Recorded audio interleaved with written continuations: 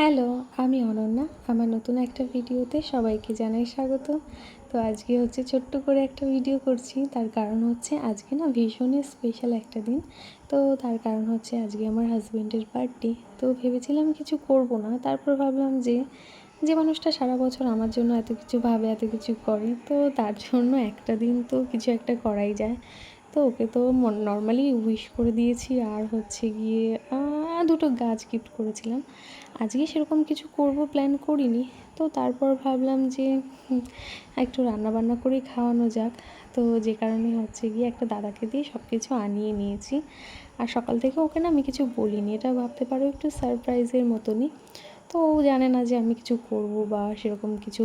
তো যাই হোক, এখন হচ্ছে কি আমি স্নান করে চলে এসেছি, আর বেশি করে একটুখানি সানস্ক্রিন মেখে নিচ্ছি, কারণ অনেকক্ষণ আমাকে আগুনের সামনে থাকতে হবে। আর ও না বিকেলবেলা বাড়িতে আসবে না, যাবে হচ্ছে একটা ননদকে একটু ড্রপ করতে। তো যে কারণে ওর আস্তে আস্তে রাত হয়ে যাবে। তো মনটা একটু খারাপ, তবুও যাই হোক, ঠিক আছে, কোনো ব্যাপার না। আমি ভেবেছিলাম বিকেলে চলে আসবে। আর যাই হোক, একটু রাত করে আসার জন্য আমিও হচ্ছে কি একটু বিকেল বিকেল করে রান্নাটা চাপাতে পারছি, কারণ দুপুরবেলা তো প্রচণ্ড গরম হয়। তো এই যে চলে এসেছি আমি হচ্ছে রান্নাঘরে, আর এসেই দেখো কি গরম। জন্মদিন মানেই তো পায়েস, তাই জন্য গোবিন্দভোগ চালে ঘি মাখিয়ে রেখেছি, আর এখানে হচ্ছে কিছু ড্রাই ফ্রুটস ভিজিয়ে রেখেছি। এখানে দুধটাও চাপিয়ে দিয়েছি পায়েসের জন্য। আর হচ্ছে করব ছোট্ট করে একটা বাড়িতে একটা কেক। তো যে কারণে কিছু হচ্ছে বিস্কুট আনিয়ে নিয়েছি। এখন বিস্কুটগুলোকে আমি ভালো করে ব্লেন্ড করে নিয়ে আসবো। তো এই নিয়ে সেকেন্ড টাইম আমি কেক বানাচ্ছি। প্রথমবার খুব বাজে হয়েছিল, আর এবার মোটামুটি ভালোই হয়েছে। তো আমি না সব কিছু ভিডিও হচ্ছে গিয়ে করতে পারিনি। আসলে যখন রান্না করি না, তখন হচ্ছে মনটা রান্নার দিকেই থাকে। যে কোনো ছোটো ছোটো করে একটু ক্লিপ নিয়ে রেখেছি। এখানে আমার পায়েসটাও হয়ে গেছে, অল্প করেই করেছি। এখানে কেকটা বসানোর জন্য এই যে বাটিতে বাটার ব্রাশ করে নিয়েছি।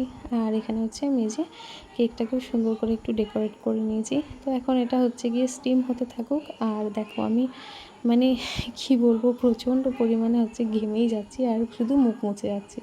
ওদিকে কেকটা হচ্ছে, এদিকে আমি হচ্ছে বানাবো হচ্ছে চিকেন কষা। তো সেইটার মশলাটাও হচ্ছে গুছিয়ে নিয়েছি। আর তার সঙ্গে বানাবো হচ্ছে বাসন্তী পোলাও। তো প্রথমবার আমি হচ্ছে এই পোলাও তৈরি করব। আমি জানি না কেমন হবে। তো ধুয়ে হচ্ছে কি আমি মানে চালটাকে সেদ্ধ করেই করব। আমি একবারে সবাই যে করে সেটা আমি পারবো না। তো এখানে ভাতের ফ্যানটা ঝরিয়ে হচ্ছে একটুখানি রেখে দিচ্ছি। এদিকে হচ্ছে গিয়ে আমি চিকেন কষাটাও চাপিয়ে দিয়েছি। কিন্তু জানো তো কী হয়েছে, ও আমাকে হঠাৎ করে ফোন করে বলছে যে আমি বাড়ি আসছি। আসলে আমার ননদের একটু বেরোতে লেট হবে। তো তাই জন্য বলে যে আমি কিছুক্ষণ বাড়িতে যাই, গিয়ে তারপর যাব। আর আমি তো এদিকে টেনশনে পড়ে গেছি যে আমি তো ওকে কোনো কিছুই জানাইনি। তো পুরোটাই সারপ্রাইজ ছিল। যদি বিকেলে আসতো তখন নয় দুপুরের মধ্যে সবটা করে রাখতাম, কিন্তু ও তো রাতে আসবে জানে, তাই জন্য আমি বিকেল বিকেল করে সব কিছু করছি। তো কোনো রকমে হচ্ছে চিকেনটাকে ঢাকা দিয়ে নামিয়ে মানে খুব তাড়াতাড়ি করে চিকেনটা আমি ঢেকে রেখে আমি হচ্ছে চলে এসেছি এই ঘরে, যাতে ও চলে যাওয়ার পরে আমি পোলাওটা করতে পারি। তো চলে যাওয়ার পরই যে আমি হচ্ছে এসে চিকেনটাকে নামিয়ে নিয়েছি। তো খুব একটা ভালো হয়নি চিকেনটা। আর এখানে যে কেকটা বানিয়েছিলাম, তো এখানে হচ্ছে এই যে সেই কেকটা, আর তার সঙ্গে হচ্ছে এখানে যে বাসন্তী পোলাও করেছিলাম সেটাও ওই যে হয়ে গেছে। রাত্রি এখন 9:45 বাজে। ও তো বাড়িতে এসেছিল, এসে তারপরে আবার সাথে সাথে 2 মিনিটের মধ্যে বেরিয়ে গেছে। আর সেই সন্ধ্যের থেকে আমি বসে আছি হা করে যে কখন আসবে কখন আসবে। তো একটু তো টাইম লাগবে। এখন ফোন করলাম, বললো প্রায় তাও এখনও আধা ঘন্টার ওপরে লাগবে, তার মানে 9:30 ধরে নিই। আর আমি বসেই আছি। তো একটা বিয়ে বাড়ি তো ছিল পাশে, সেটাতে অত রাত্রে আমি আর যাবো না। এতক্ষণে চলে আসলে হয়তো যেতাম 9টার মধ্যে, কিন্তু 9:30 10:10টার দিকে ও বাড়ি এসে স্নান করবে, তারপর তো প্রায় সেই 10টাই বেজে যাবে। তো যে কারণে আমি যাব না। ও যদি যায় এসে তো যাবে, একটুখানি ঘুরে আসবে। আর এখন হচ্ছে গিয়ে হা করে আমি বসেই আছি যে কখন আসবে কখন আসবে। তো আসার আগে এখন হচ্ছে গিয়ে ভাবছি একটুখানি একটু শাড়ি টাড়ি পরি। তো যাই।